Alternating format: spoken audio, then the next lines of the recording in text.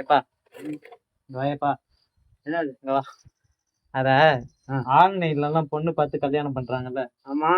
அந்த மாதிரி எனக்கும் கல்யாணம் பண்ணணும்னா நீ என்ன அனுப்பி அப்ளை பண்ணுவ? என்னன்னு போய் அப்ளை பண்ணுவேன்.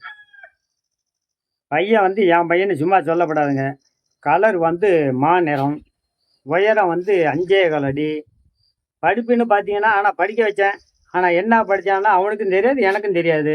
இந்த மாதிரிலாம் சொல்லக்கூடாது. ஆ இப்போ வந்து என்னன்னா அப்ளை பண்றேன்னா பேர் வந்து சத்யராஜ், ஆ ஊர் வந்து அரியலூர் மாவட்டம், ஆ வயசு 24.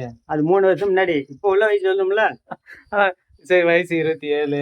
ஆ என்ன பையனுக்கு ப்ராப்பரா ஒரு வேலை மட்டும் கிடையாது. வேலை மட்டும் இல்லை, சூடு தோணும் ரோசம் எதுவுமே கிடையாது.